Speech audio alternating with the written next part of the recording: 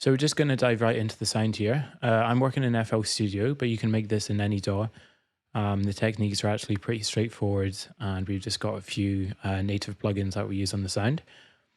So starting off, we've got 2 pulse waves. This is the first. The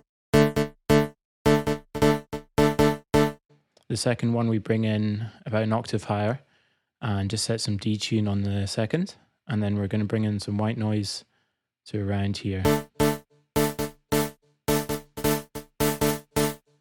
That's essential for the high-end hiss. The volume envelope is this kind of shape. So without it.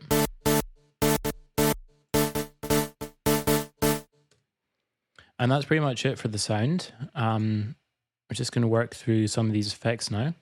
So the first one is an EQ, just taking out some of the low end. Compressor, this adds a bit more grit to the transient, makes it a bit more punchy.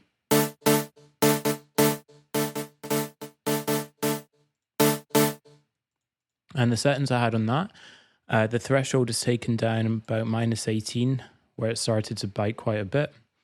Quite short attack, short release, ratio 2:1, so 2.5:1, so not really slamming it too hard.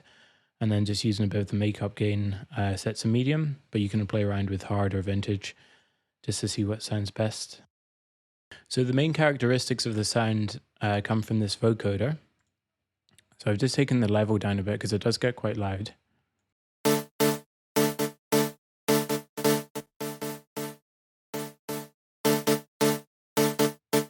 And then I kind of just experimented with these knobs here. This makes it more of a tonal sound.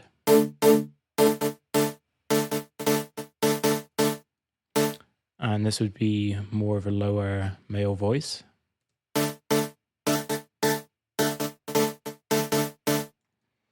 And then, yeah, just kind of mess around with the dry wet and a couple of these over here.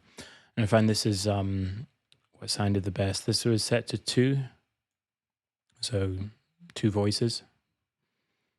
And then we got a little phaser. That adds a bit more movement and stereo width. And then in the EQ here, just a bit more touching up and coloring. So taking off the high end and boosting some of the mids. So before the EQ. And after. And then finally some reverb.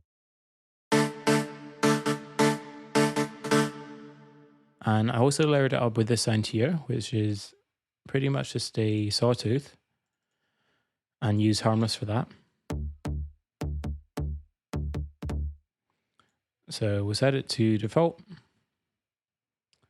and then filter down to around here, take away the decay, and the pluck, and then set it to unison too.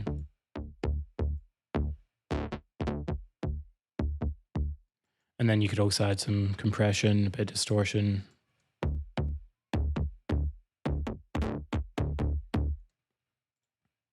And that was pretty much it for that. And then layered them up. This was the bass underlying the whole thing. And now we'll just have a listen from the start, just giving it a bit more context. So let's take it away.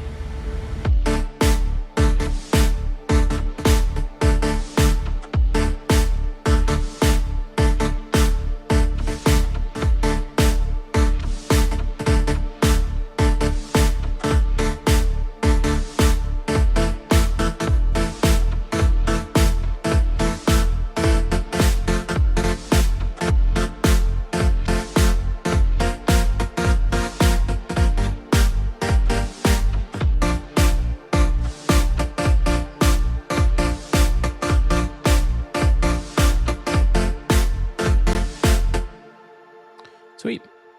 Yeah, so that's the first sort of chord block I came up with. I think when I have more time, I'll go back into this folder and try and create like a whole song in the style of Emerald Rush with a big long spaced out intro and piano and all that stuff when I have some time. So within the next sort of month or 5 years, right? See you soon.